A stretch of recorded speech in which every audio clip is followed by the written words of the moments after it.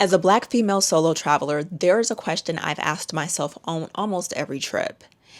Not only is this place safe for solo travelers, not only is it safe for solo female travelers, but is this place safe for solo Black female travelers?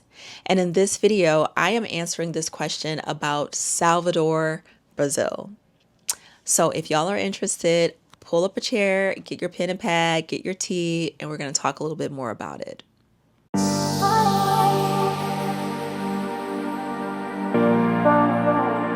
What's up, everybody? It is Lorato, and welcome to Daughters Who Roam. Listen, y'all, I have to say, I am so appreciative for all of my new subscribers. Thank y'all so much. You have helped me to get over the 500 subscriber hump, and I could not be more happy. I thank all of my current subscribers, those that have been rocking with me for some months, for some years, while I've, started to get this channel off the ground and really pour into it.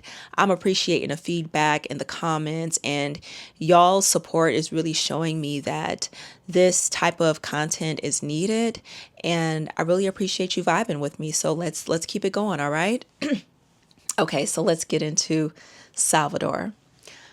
Now, y'all, we all know at this point, if you've looked at my other videos, Salvador is basically the blackest city in Brazil, okay? It has the most Africans outside of Africa.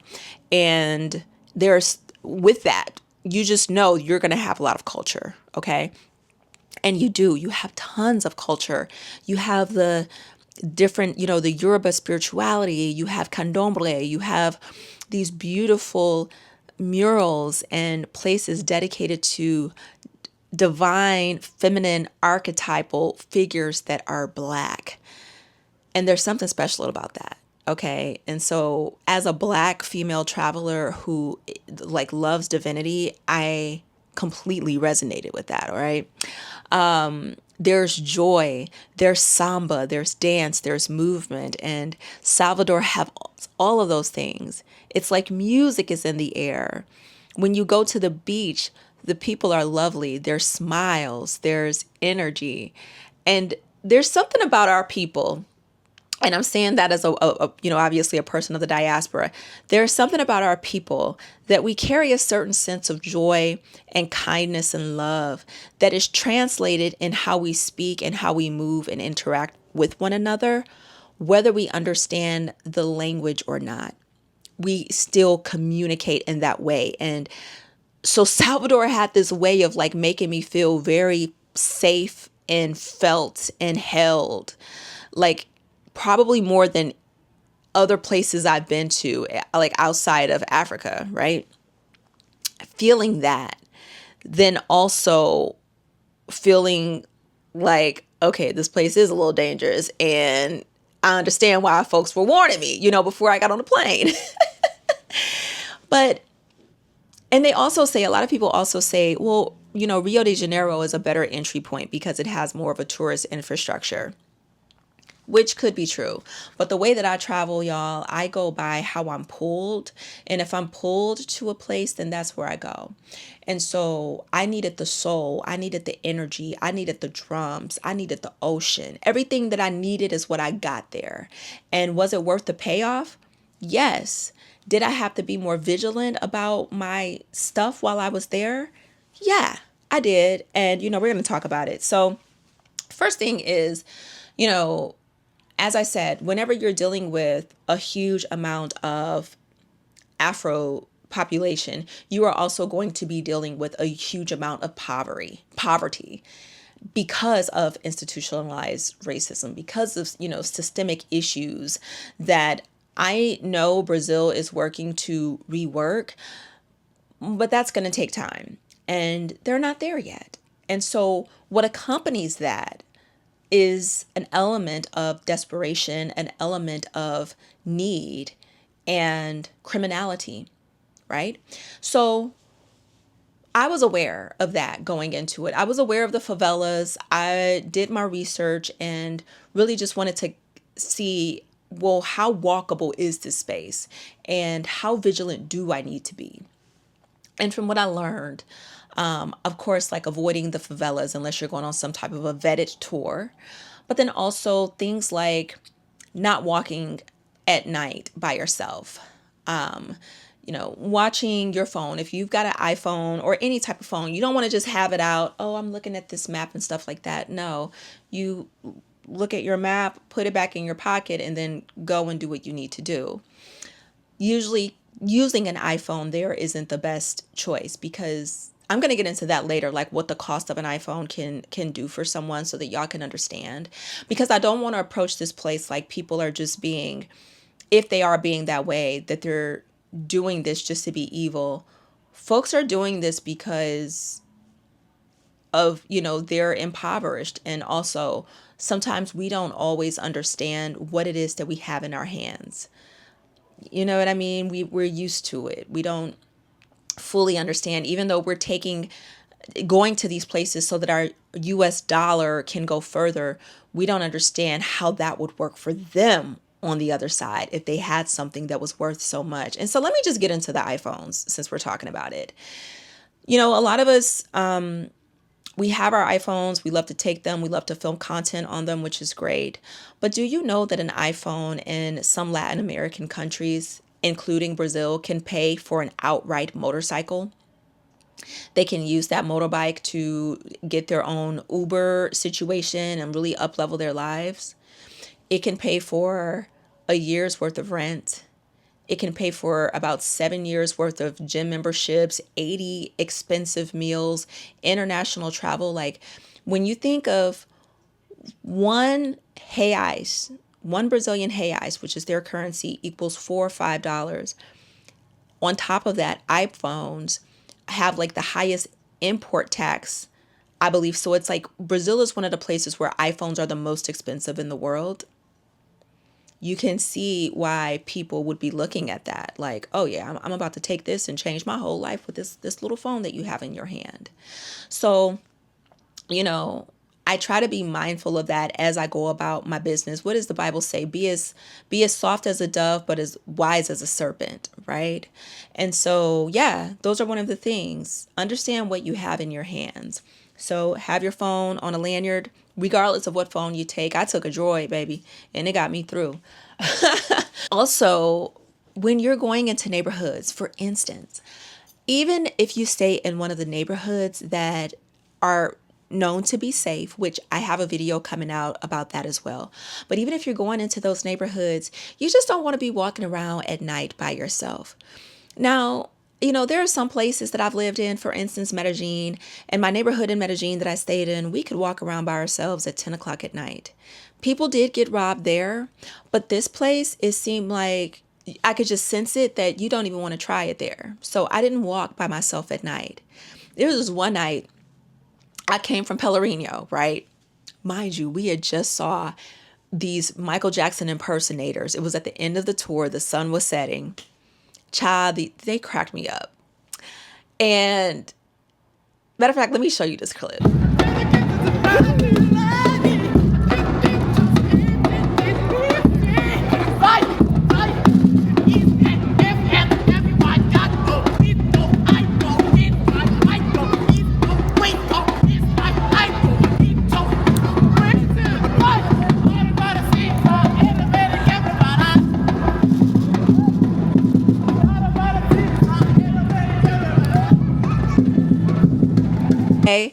A fool. So yeah, we had the tour ended and the sun was setting. So in Pelourinho at night, you will see the sketchy people start coming out. This is the historic center. This is where anywhere you're going to see more of that. So I asked my tour guide, hey, can you walk me to this cafe so that I can sit in here until my Uber comes to meet me? There was also moments where which he did. Okay. And on the way home, I saw this event. It was this huge event. It looked beautiful. They had all of the fair stands set up, like the vendor tables. It was this huge stage. There was a camera crew. I'm like, stop, please, Uber guy. I'm good to get off here. So I got off, and it turns out that it was this whole concert. So I was chilling with the people, like the locals. I'm up here dancing, baby, eating my pastels, having a good time. And even though this place was only 7 blocks away from me, it was at night. And so I decided not to walk home. I just called me an Uber and got into the Uber. Okay. This is the type of vigilance that you want to exercise. I went to a place called DK de Torojo, and this is where the Orishas are. People were telling me, you have to be careful when you're going there, okay? Because, and I'm like, why? It's this beautiful lake. But they were saying because there's a huge favela right next to it. And so I may have said this in this video before, I may have not, but I'm gonna just tell you. If you're a Black person in Brazil, you're gonna look Brazilian until you do some tourist shit. That's basically it. So I knew that me being in front of a favela, out here just walking around like everybody else, hola, como vai você, right? All of these things. But when I take out that phone, baby, I'm telling a different story. And so, the goal for me was just like be as inconspicuous as possible in that situation. I walked around, I got my few shots. I was obviously aware of my surroundings. And then I didn't linger much. I called my Uber and I got on about my business. This is the way that you want to move in Salvador, Bahia, okay? I also want you guys to know that there's a beautiful thing about Brazilian culture that I absolutely love, but it can be alarming to you, okay? If you are sitting down in a restaurant, and I've had this happen to me both in Salvador as well as Rio de Janeiro.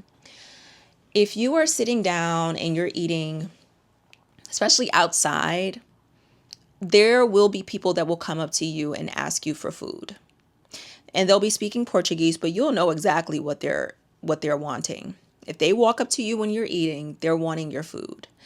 Oftentimes people will they will give a person a portion of their meal. They'll have them do a takeout bag and send the people away. Sometimes I've seen people get a little aggressive because they're asking, are you finished? And if you say yes, they will just take the food off of your plate and put it in your bag. And that can be a lot, right? And so granted, that's what Brazilians do, and it's a beautiful thing. If it makes you feel unsafe, you have every right to say no. You don't necessarily have to leave. You can just say, não obrigada. You just learned 2 words, okay? No, thank you. Não obrigada. And just be firm. And that's it. And they'll walk away. But they do that because that's part of the culture there. So I think that was an important one for you to know. Oh yeah, I had a friend from Rio de Janeiro that was like, when you go, just be careful, because I didn't feel very safe. She was in Pelourinho, the area that I was talking about with the folks doing a Michael Jackson. And that is a beautiful historic center. You want to visit that place. I want you to go to the museums there. But yeah. Oh, no. So she was saying that when she was at the historic center, that some guys walked up to her with this white paint and literally just grabbed her arms and started painting on it. And she was like, no, I don't want this. I don't want this. And she had to be pretty forceful with them. And so, her being touched was a huge violation, especially if she didn't ask for it. And so she was just warning me of that. And so whenever I saw them, they really didn't mess with me much. But when I saw them, I was like, mm-mm. And you'll see people walking around with their white paint on their arms, and it's beautiful designs. But if you don't want it, honey, you don't want it, get off me. So these are some of the things that, you need to be aware of. Every neighborhood you can't just go into, even if it's the neighborhood that you are staying in and you're walking around and you're exploring. Be mindful of certain streets that you're going down. If the streets look empty, always pack your intuition whenever you're going to any of these places. And like I said, just be mindful that you may not look like a tourist, and that can feel very good on your body, feeling like you are one of the people, feeling the love and the embrace. And hell, even when you're talking to them and they know that you're not Brazilian, they'll still try to talk with you and love on you in some way. So please understand that it's not necessarily as soon as you start speaking in your American accent that people are plotting on you. That's not it. But you just want to keep your wits about you. That's all. Just keep your wits about you. These are the things that I want y'all to do if you're planning a trip to Salvador, because my final verdict is, Yes, and is Salvador Bahia safe for safe solo black female travelers? Yes, and yes, and you should be vigilant. Yes, and you should go there with an open mind. Yes, open heart. Yes, and you should keep your phone to yourself. Yes, and you want to make sure that when you're tapping your phone and things like that, that you see what's going on in those digits. So these are some things real quick, y'all, that I want you to utilize when you go. First and foremost, we talked about it. Get your soft landing plan. Get your soft landing method together. I'm going to drop a PDF for y'all to use. It'll be free and it's for me getting to 500 subbies. I'm going to drop that PDF for you just so that you could fill out your soft landing plan for this place and for any place that you go to. Okay. Also, the solo safety travel guide.